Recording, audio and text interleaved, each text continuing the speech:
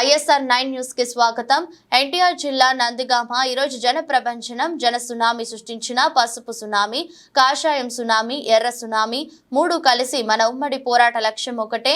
రాబోయే రోజుల్లో వైసీపీ ప్రభుత్వానికి ముగింపు పలకాలని, రాష్ట్రంలో నుంచి పారత్రోలాలని, అదే విధంగా నందిగామలోని ఈ వసూల్ బ్రదర్స్ ని కూడా తరిమి కొట్టాలని, అదే విధంగా ఈ రోజు ర్యాలీకి సహకరించిన ప్రజలందరికీ మనస్ఫూర్తిగా ధన్యవాదాలు తెలిపారు.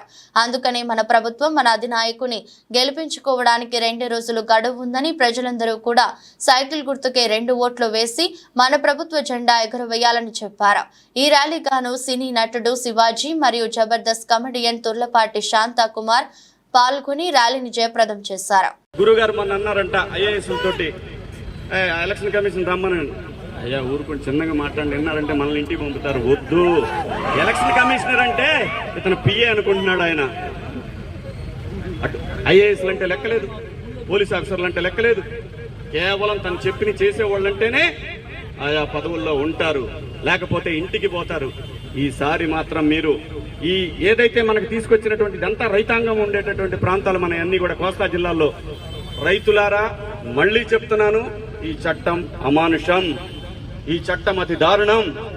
రేపొద్దున నీ కూతురికి పెళ్లి చేసి ఆ బిడ్డకి నువ్వు ఆస్తి ఇవ్వాలంటే రిజిస్ట్రేషన్కి పోతే ఆ భూమి మీ నాయనదని నిరూపించుకోమని చెప్పని అడుగుతారు. ఇది నిజం. నీ నాన్నదని నిరూపించుకోమంటే ఆ తండ్రి ఎక్కడ పోవాలా? ఊరేసుకోవాలా? అల్లుడేమో పొలం తేలేదని పెళ్ళాన్ని కొడతాడు. పరువు తక్కువై ఆత్మహత్య చేసుకోవాలి చివరికి రైతు. ఆల్రెడీ పంటల పండగ రైతులు ఆత్మహత్యలు చేసుకుంటున్నారు. మళ్ళీ ఇదొకటి కొత్త సమస్య. రాష్ట్రంలో ఏ ఒక్కరికి భూమిని సరిగా ఎవరం కూడా ఇక్కడ కోర్టులకు పోయే అవకాశం కూడా లేదు. ఒకసారి 2-3 నెలల్లో అప్పీల్ చేసుకుని పోతే 2 ఏళ్ల లోపే ఈ భూమి ఒకసారి ఈ ఆఫీసర్ గారు ఏదైతే మండలానికి ఒక ఆఫీసర్ ఉంటాడో ఆయన డిసైడ్ చేస్తాడు. ఆ డిసైడ్ కూడా ఈయన రిటైర్డ్ ఆఫీసర్లు నియమిస్తాడు. ఆ రిటైర్డ్ ఆఫీసర్లు అందరూ కూడా ఆయన ఫోన్ కోసం వెయిట్ చేస్తారు. ఆ ఎమ్మెల్యే గారిదో, ఎంపీ గారిదో, లేదా ఎవరో వేరే నాయకులది ఎవరిదన్నా మినిస్టర్లు కానీ వస్తే వాళ్ళు ఓకే అంటేనే నీ భూమి కొంత శాతం నీ చేతికి వస్తుంది. ఎంత దుర్మార్గం ముఖ్యమంత్రి గారు! ఏ ఒక్కటైనా సరిగ్గా చేశావా ఈ రాష్ట్రంలో? నేను డబ్బులు ఇచ్చాను, నీ తాత డబ్బులు ఇచ్చావా? రాజారెడ్డి గారు డబ్బులు ఇవ్వలేదే మాకు. నాయకులైనటువంటి ప్రజలు వాళ్ళు కట్టే పన్నులతోటి, ఉద్యోగస్తులు రాత్రి పగలు పనిచేసి వాళ్ళు కట్టేటటువంటి పన్నులతోటి, ఉపాధ్యాయులు వాళ్ళు కట్టేటటువంటి పన్నులతోటి, ఈ రాష్ట్రంలో తోపుడు బళ్ళు వాళ్ళు కట్టే పన్నులతోటి, రాష్ట్రంలో వ్యాపారాలు చేసుకునేటువంటి వ్యాపారస్తుల పన్నులతోటి ఈ రాష్ట్రం. హలో నందిగామ ప్రజలందరూ ఎలా ఉన్నారు? ఏది ఇంకొకసారి చెప్పాలి, బాగున్నారా? రేపు 13 తర్వాత నుంచి ఇంకా బాగుంటారు. ఎందుకంటే అందరూ నోటితో సమాధానం చెప్పారు ఇన్నాళ్ళు, కానీ ఓటుతో సమాధానం చెప్పాల్సిన సమయం వచ్చింది. ఈసారి ఎవరు నిజంగా మన అభివృద్ధిని కోరుతారు, ఎవరిని అభివృద్ధిని మన చెంతకు తీసుకొస్తారు అనేటువంటి విషయాలు మీ అందరూ కూడా బాగా ఆలోచించాల్సిన సమయం ఇది. ఒక్కసారి తప్పటడుగేస్తే 5 ఏళ్లు మళ్ళీ ఆ ఊబులోంచి బయటికి రాము భయ్యా. కాబట్టి చాలా జాగ్రత్తగా ఆలోచించాలి. సో స్పీచ్ అంతా దీనికి సంబంధించిన విశేషాలన్నీ కూడా సౌమ్య గారు అలాగే నెక్స్ట్ శివాజీ గారు కూడా తెలియజేయడానికి సిద్ధంగా ఉన్నారు.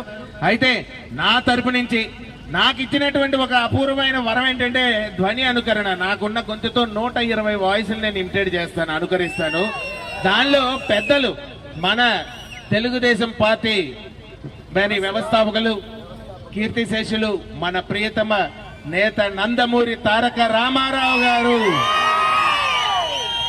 అలాంటి వాళ్ళందరినీ పెద్దవాళ్ళని మా గొంతులో ఇప్పటికీ బతికిస్తున్నాం. అది మా అదృష్టం. అంటే ఒక అనుకరించి ఒక మిమిక్రీ చేసి. సో రామారావు గారు ఈ రోజు ఇక్కడికి విచ్చేస్తే మీ అందరితో ఎలా మాట్లాడతారు? ఆయన మన మధ్యలో లేరు, కానీ వస్తే ఎలా మాట్లాడతారు? నా తెలుగింటి ఆడపడుచులకు, అన్నదమ్ములకు, అక్క చెల్లెళ్లకు, నందిగామ నియోజకవర్గ ప్రజలందరికీ మా హృదయపూర్వక నమస్కారాలు తెలియజేస్తున్నాను. తెలుగువాడి ఆత్మ గౌరవాన్ని, తెలుగువాడి నిజమైన అభివృద్ధిని మీరు కళ్ళతో చూడాలంటే ఆ సమయం ఇప్పుడు మీ ముందుకి వచ్చింది బ్రదర్. మేము పైనుంచి ఓకే అండి, కొంచెం నిశ్శబ్దంగా ఉంటే ఈరోజు జన ప్రభంజనం ఈరోజు నందిగామలో ఒక సునామీ సృష్టించింది. పసుపు సునామీ, కాషాయం సునామీ, అదేవిధంగా ఎర్ర సునామీ, మూడు కూడా కలిసి మన ఉమ్మడి పోరాట లక్ష్యం ఒకటే అండి. భవిష్యత్తులో వైసీపీ ప్రభుత్వం అనేది రాష్ట్రంలో ఉండకూడదు. నందిగామలో కూడా ఈ వసూల్ బ్రదర్స్ కి మనం బై బై చెప్పాల్సిన సమయం వచ్చేసింది.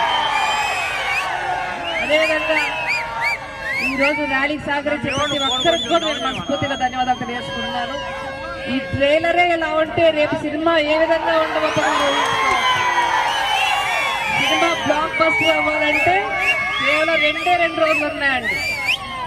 మన అధినేత ఏదైతే వాగ్దానం చేశారో అందరూ కూడా చాలా జాగ్రత్తగా ఉన్నాయి. ఎంత అవమానించారు ఆయన చట్టసభల్లో, చట్టాన్ని రూపొందించే సభల్లో దుశ్శాసన సభ చేసి ఎప్పుడూ కూడా ఏ రాజకీయ సభకు కూడా కనీసం రాజకీయాలంటే అవగాహన లేని మన మాతృమూర్తి మనందరికి కూడా అమ్మ భువనమ్మ గారిని ఏ విధంగా అవమానించారో, ఆయన చేత కన్నీరు పెట్టించారు. ఆ సమయంలో మన అధినేత చేసిన వాగ్దానం మనందరం కూడా గుర్తుంచుకోవాలి. మళ్ళీ ముఖ్యమంత్రి అయితేనే నేను చట్టసభల్లోకి అడుగు పెడతానన్న వాగ్దానాన్ని మనందరం కూడా గుర్తు చేసుకోవాలి. అది రుజువు చేయాలంటే మనకి ఇంకా కేవలం 2 రోజులే ఉందండి. ఆ 2 రోజులు కూడా అవిశ్రాంతంగా సైనికుల్లా పోరాడదాం. మే 13వ తారీఖున అందరం కూడా పోలింగ్ బూతులకు వెళ్ళి ఒక్కొక్కరు 2 ఓట్లు వేయాలి. ఒకటి పార్లమెంట్ అభ్యర్థి కేసీ చిన్ని గారికి, ఒకటి ఎమ్మెల్యే అభ్యర్థి అయిన నాకు. 2 కూడా మీరు మీ అమూల్యమైన ఓటు సైకిల్ గుర్తుకే ఓటు వేసి మమ్మల్ని ఆశీర్వదించాల్సిందిగా కోరుతున్నాను.